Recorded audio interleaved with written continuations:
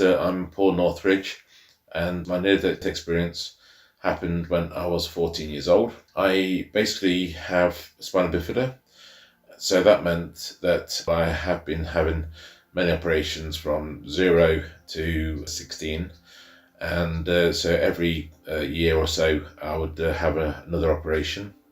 And the operation that I had when I was 14 was a leg lengthening operation. So that meant that they had to administer, first of all, the pre-med.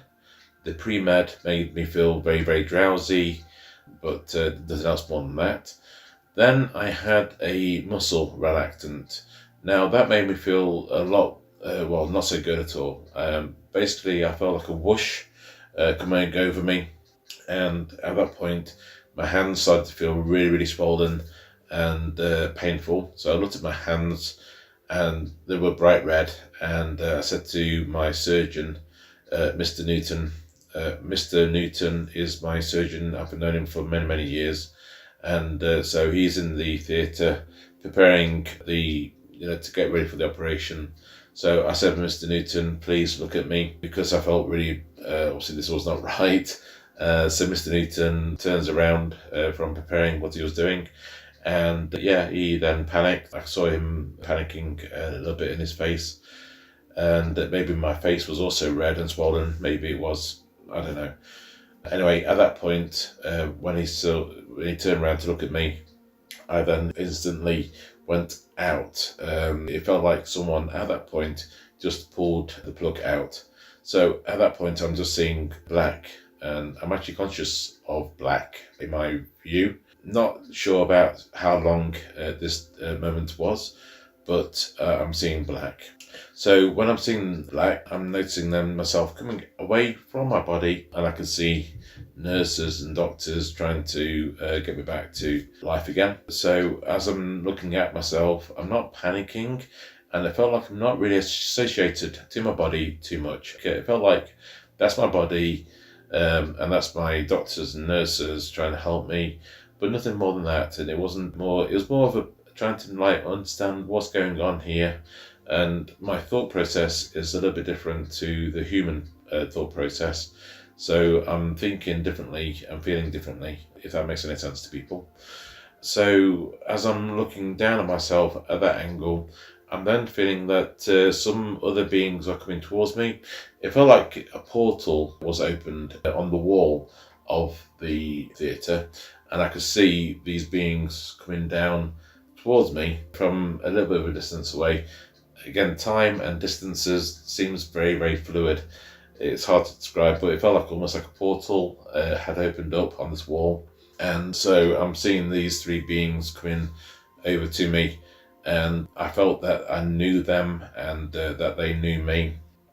But there's a lot of love going off as well. I felt like unconditional love was there. I'm not seeing faces. Some people said that they see faces, that it was a loved one, someone that they recognise, but I didn't see any faces.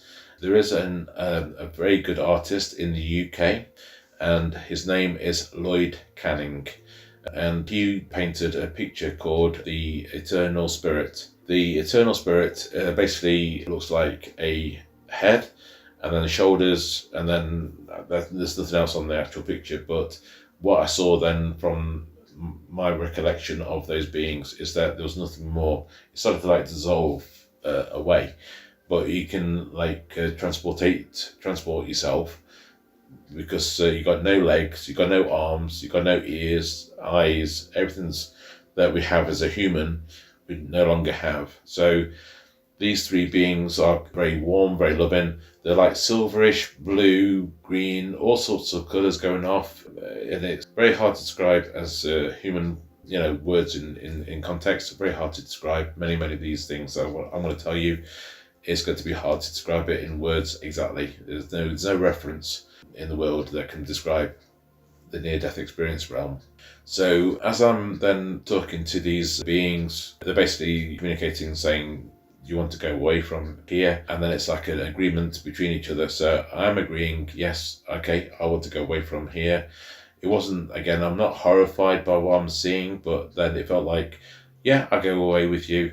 So in that moment of agreement, then it's like I'm being zoomed off to the next realm. So instantaneously, I'm then into this next realm. Hard to describe the next realm again with words, but I'll describe things that are near to it. So there's no land, there's no air like we have on the earth. It's more like I can see things like dry ice almost in nature. Very, very colourful, vast. It's amazingly big area, very, very expansive area. Very busy with souls, lots of souls there. Souls coming in as well, and basically arriving with their own guides. I'll say that they're actually called guides. I also saw, as I'm going towards being explored and being shown around a little bit, and telling me what it's all about, I saw then in the air there was some souls having fun, having some games. It was almost like a ball, but I think we can also adapt ourselves a little bit. We can change our shape, and I think the ball was actually another soul, and it was like playing this game of like football or tennis or anyway volleyball, whatever. Anyway, it was a ball type game in the air.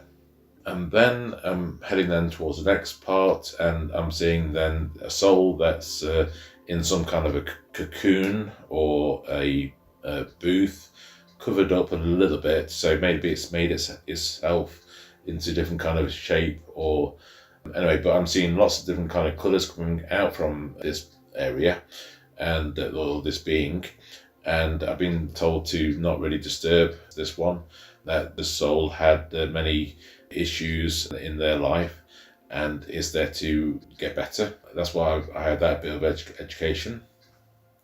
And then I'm headed then towards the next bit. Now, it felt like I was put in front of a well. Again, these are just my frame of references, but it wasn't a well. But as I'm looking at this well, it then emerged onto me, and I'm actually involved in this, whatever it was. And I could then see everything. I could see past, I could see present, I could see future. At that point, into the past, I saw myself, where I was in school and I was being bullied a lot. I was the only child that was with spina bifida. A lot of people were bullying me for those reasons of walking different. And so I decided at that point, when I was a kid, in primary school age, to then be the bully as well. So I tried to then target, and it sounds horrible, and I do apologise, I only did it for a short time, but I found some easier people to also bully. That's what I did for a short period. And at that time of the life review, I can see that person's confusion, thinking like, oh gosh, why is he doing that to me? And pain and hurt. So I felt exactly what that was about. Now, it's not like I'm being told off. It's like a learning experience. It's like done with a lot of love and compassion to understand, it's not the right thing to do in this life review. That's what it was basically telling me. So it was painful to feel it and to know it, but also to be aware of it. And so it wasn't done like a chastising way, but more of a understanding way. Then also be able to see present. In the present, I was able to see my mum and my dad. I could feel those, they were in the kitchen, and in the kitchen they were not talking to each other, what I can understand, but it was more about their thought process. I could hear their thoughts. So their thoughts were, oh, I wonder how Paul's doing. It is his operation now. I could also understand that, yes, I'm going to make this food for him, and it will make him excited, make him happy after his operation. So I felt that was another thing that they were excited to have. So I felt that. Then I could also see things into the future. So into the future, I saw myself driving. On reflection, as a 14-year-old, I didn't know it was a near-death experience that I actually had, but it was very vivid, and a lot of memories stayed with me even now. So from that memory was the thinking, why am I seeing myself driving? Because I really thought that I wouldn't be able to drive at 14. I basically thought that I wouldn't be able to drive because I thought that because I'm problems with my legs, that I can't drive. So anyway, I did started to drive at 17. And once I passed my driving test, I had this feeling of like, yes, I'm driving. And it was the kind of moment I saw in my near-death experience where I was really excited and I'm driving. I also saw things like having a phone in my hand. It was a bad moment in my life when I was in my late 30s, early 40s, where I had a bit of a dark moment. It was this moment that I actually saw. But as a 14-year-old, again, not being aware of what it was, what I saw, but I thought, what was that thing in my hand? It was looking amazing. And because I was 14 at the time, and so it was like 1980s when it happened. So mobile phones did not exist. So I'm thinking like, what is that thing? But anyway, the dark moment, it did actually happen. So it was a prediction, and I saw that ahead of me, but I didn't know what it was about until later. So I do feel that some things are programmed and meant to happen for reasons. After that dark moment, then some other good things happened. So I do feel that it was necessary to have that moment. But yes, it was a lot of learning in my human experience. It was a lot of learning to be made. Then I also saw things like Russia, and I am now married to a Russian lady, but I saw a lot of connection to Russia. And again, at 14 years old, I didn't know what it was about, but I do now obviously understand why I did see myself flying over Russia. I did see a ceremony, but it wasn't a wedding that I saw, and I thought, okay, if that's so, then I won't get to have a white wedding. I thought I would not get married, but what I did see was actually getting married in Russia, and which I did. I got married in Russia, and I did not see a white wedding, but the ceremony that I did see was a little bit different because it was done in a registrar office, and my wife didn't want to wear a white dress for her own reasons, which I can understand. So that was what maybe I saw in that ceremony. I saw other things. I saw previous deaths, which is a bit weird. In that part, it's not seeing life of a person, because I feel like I am reincarnated. So I saw deaths of many instances. It was basically telling me, Paul, you do get reincarnated, you do live again, and you do learn. So I saw death in like a bit of a series going off. One was quite horrific, and that one was a moment where I'm actually dying, but it's wooden spikes. So I'm being like, well, I'm on like a bed of wooden spikes almost, I think, and anyway, so that was one horrific one that I remembered. Then I also had a bit of a tuition going off, and the tuition was where I saw about health. So I could see inside the body, basically saying to me, Paul, look after your body. Not even my name, but look after your body. It's something to be looked after.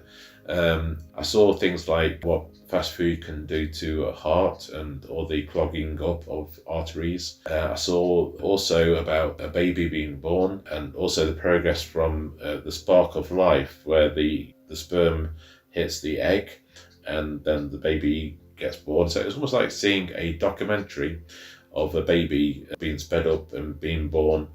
I saw that. I also saw things like a tree. Now, some people heard this story before and they commented like it's maybe the tree of life, and maybe it was, it's a possibility. But I saw a tree and it was like holographic in nature, so I could see going in energy and going out a different kind of energy. And I also felt like from this tuition that everything is atoms. So even though it's like quite hard to touch, but it's like condensed. So it's atoms condensed, and so everything is atoms, I feel. I don't want to say it's a game, it's like a simulation. I'm also very aware of universe is holographic in nature. Scientists are also discovering that there is a element of holographic in that. And also, I don't want people to think it's a game, because this is not a game really. It's also to do with movement of our soul, progression of our soul. And it's about love, and it's about learning, and it's about connection. Those are the three words that I really got to be ingrained in my thought process. So yeah, love, learning, and connection are the three strong words that I came back out from this experience. And it was only when I was 20 something when I realized that this near-death experience actually happened, when I watched documentaries about near-death experiences, and other people said, yes, I came out of my body, I had a life review. I'm thinking, Oh, okay, so it definitely did happen for me. I was given then a big sticker on my folder. The red sticker says, do not give this patient this relactant. And also my surgeon, Mr. Newton, came to my parents after the operation and described that we did have to resuscitate me. So it did basically say that I did die, and they brought me back to life again. That's basically my story. And yeah, so that's my story, and thank you for listening. And if you've got any questions, comments, please put it on in this video that Nella's done for me. And I'll see your comments, and I'll try to respond back to your questions or comments as well. Thank you very much, and I wish you all the best. Take care. Bye-bye.